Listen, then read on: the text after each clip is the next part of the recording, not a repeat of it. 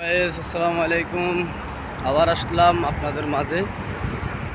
আসার কারণটা হচ্ছে গতকালকে রাত্রে প্রায় বাংলাদেশ টাইম 2টা, কাতারের টাইম 11টার দিকে আমার এক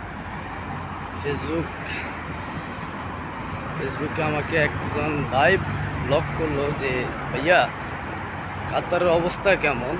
আমি ওকে বললাম যে ভাই কাতার অবস্থা খুবই খারাপ। কেন? বলতেছে ভাই আমি তো কাতার ফ্রি ভিসা আসতে চাই। বললাম ভাই কাতারের শহরে ফ্রি ভিসা আসি, বর্তমানে কাতার শহরে কাজ নেই, ফ্রি ভিসা আসি কোনো ফায়দা নেই।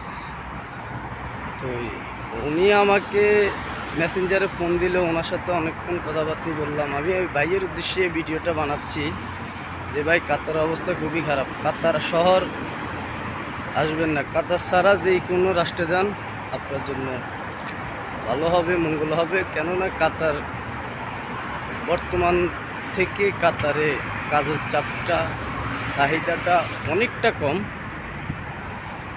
যেহেতু এই দেশের সরকার কাতারিদেরকে লোন দিচ্ছে না, লোন না দিলে তো কাতার শহরে কাতারিরা কাজ করাবে কীভাবে?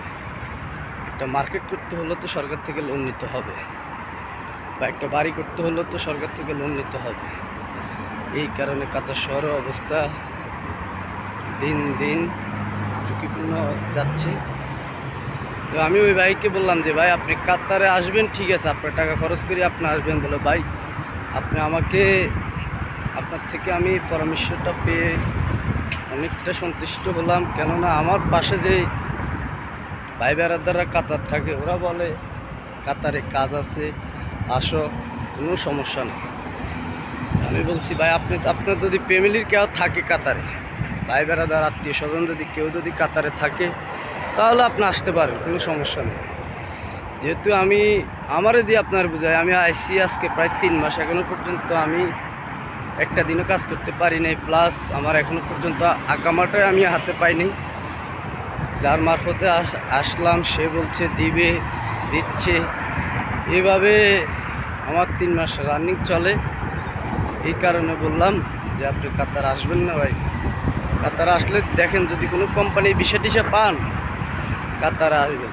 আর আমাদের বাংলাদেশের তো যে অবস্থা, বিদেশের কথা হইলে 5 লাখ 6 লাখ 7 লাখ 8 লাখ 4 লাখ এত টাকা খরচ করে বিদেশের মাটিতে আসে।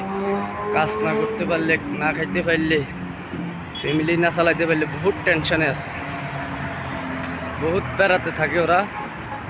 আশা করি সবাই ভালো থাকবেন, সুস্থ থাকবেন। আল্লাহ হাফেজ।